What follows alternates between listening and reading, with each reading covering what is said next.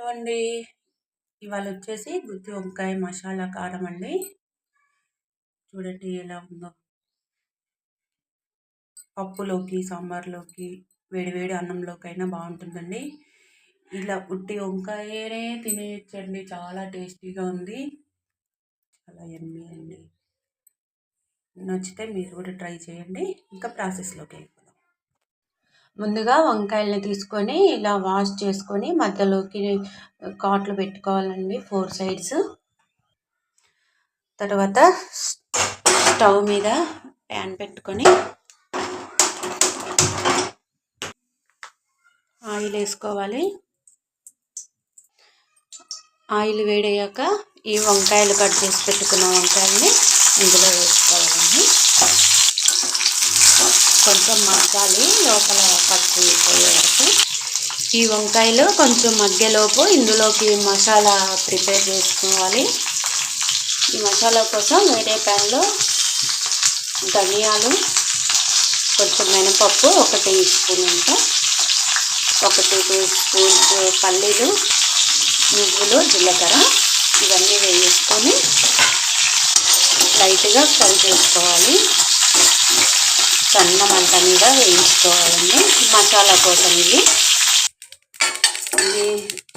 వేగాయండి. చిటపట ఉంటున్న సౌండ్ చూసారా? నువ్వులు, వంకాయ కూడా లైట్గా మగ్గిపోయినాయి. వేగిన ఇవన్నీ ఇప్పుడు మిక్సీ జార్లో వేసి మిక్సీ వేసుకోవాలి. వీటితో పాటు వెల్లుల్లి, సాల్ట్, కారం, చిటికెడు పసుపు వేసుకోవాలి. ఇవన్నీ మెత్తగా మిక్సీ వేసుకోవాలి. ఈ మిక్సీ వేసుకున్న కారం అంతా ఒక ప్లేట్లోకి తీసుకోవాలి. వంకాయల్ని కూడా ఈ ప్లేట్లో వేసుకోవాలి. ఫస్ట్ ఈ మసాలా కారం అంతా ఈ వంకాయలలో మధ్యలో పెట్టుకోవాలండి. అన్నిటికీ అలాగే పెట్టుకోవాలి.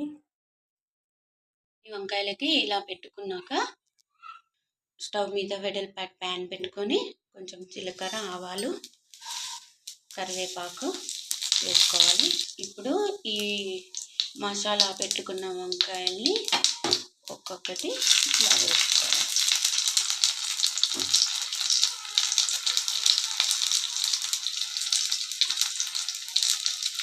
అన్నంలోకి, సాంబార్లోకి, ఉట్టిగా అన్నంలో తిన్నా బాగుంటుందండి. చాలా బాగుంటుంది.